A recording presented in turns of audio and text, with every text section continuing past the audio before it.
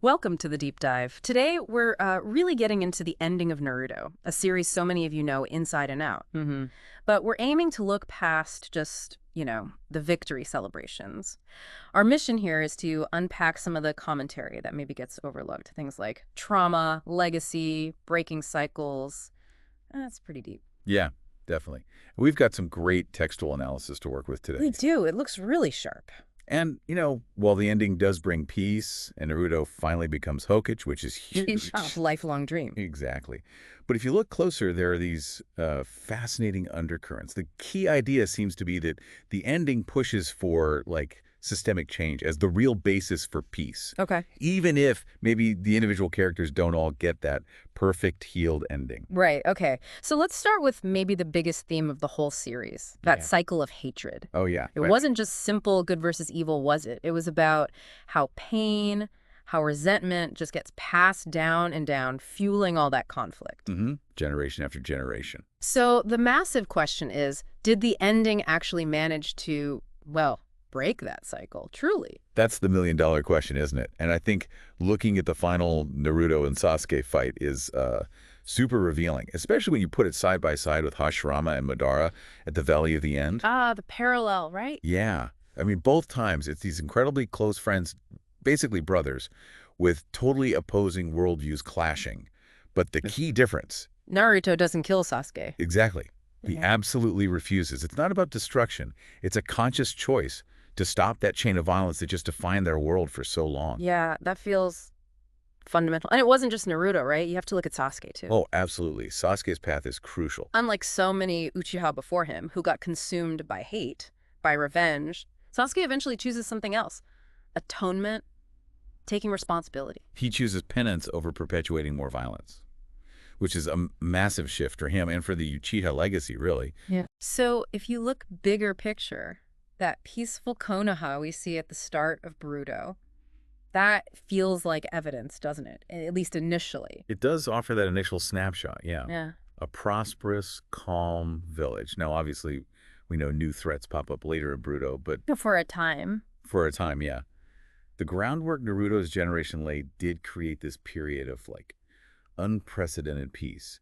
It really shows the resolution wasn't just about being stronger. It was forgiveness, a Yeah. different way of doing things. A whole new approach. Okay, so that leads nicely into the idea of legacy. Naruto becomes Hokage, finally. Goal achieved. But the analysis suggests this isn't just the standard hero gets the big title ending. There's something more complex going on, isn't there? I think so. Yeah. It makes you question what inheriting a legacy really means. Think about the symbolism in Naruto's face being the last one added to the Hokage monument. I never really focus on the last part. Yeah. It suggests more than just a new leader. It's like the end of an era, the closing of a chapter defined by all that conflict. It almost critiques that simple heroic story by showing, the immense personal cost. Right. And it's not just symbolic. He actually does things. He starts changing the system. He does. Concrete actions. Things like getting rid of the Hyuga's caged bird seal, which was, just brutal. Basically enslavement within the clan. A huge, deeply rooted injustice.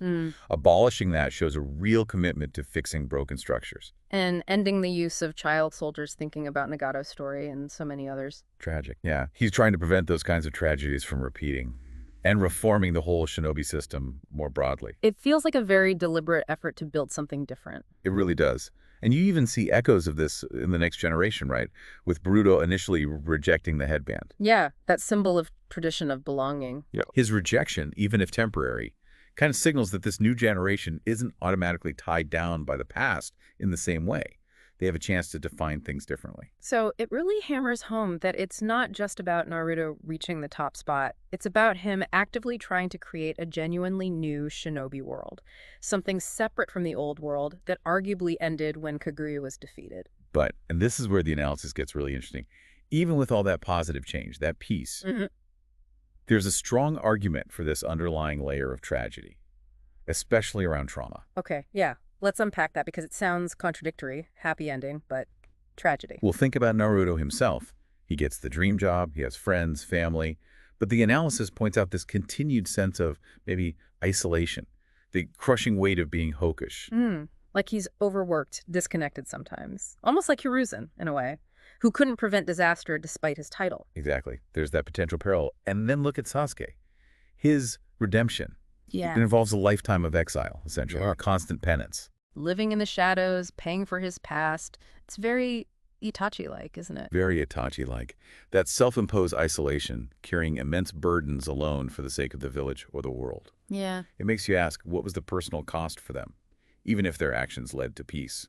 And it's not just Naruto and Sasuke, is it? Characters like Gaara, Kakashi, they find peace, sure, but their pasts are full of such deep trauma. The analysis suggests they don't just get cured. It's more like they learn to cope, to live with those scars. They manage it day by day, which leads to this kind of sobering thought. Naruto saved the world, no question. But did he save himself? Could he save himself from becoming maybe overwhelmed by the very role he fought so hard for, or from the echoes of his own trauma? Wow. Yeah, that puts a different spin on it, it feels like. Maybe this is Kishimoto's deliberate point about heroes not being perfect. I think that's a really insightful take, Yeah. that this wasn't meant to be a clean fairy tale ending. Naruto's flaws, his struggles, even after victory, they might be part of the actual message. Right. The peace they achieve isn't some magic permanent fix. I mean, look at Boruto, new conflicts arise. Exactly. It serves as a reminder that peace isn't a destination you just arrive at.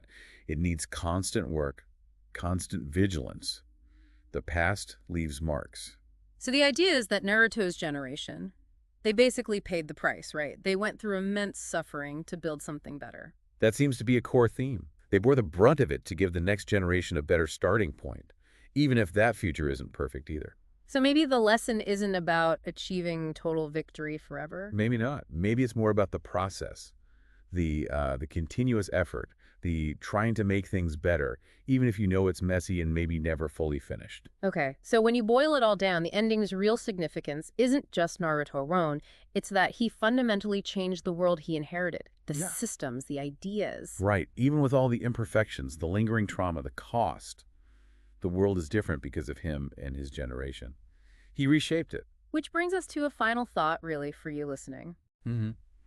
Considering everything, the attempt to break the cycle of hate, the complicated legacy, the trauma that lingers, do you feel Naruto's ending was, well, satisfying? Did it effectively deal with those huge themes it raised throughout the series? Or do you think maybe it fell short in some ways? Yeah. Couldn't quite resolve everything it set out to? It's definitely something to chew on. We really encourage you to think about it, consider all these different layers. Yeah, form your own conclusions about what that ending truly meant. Thanks for taking this deep dive with us today.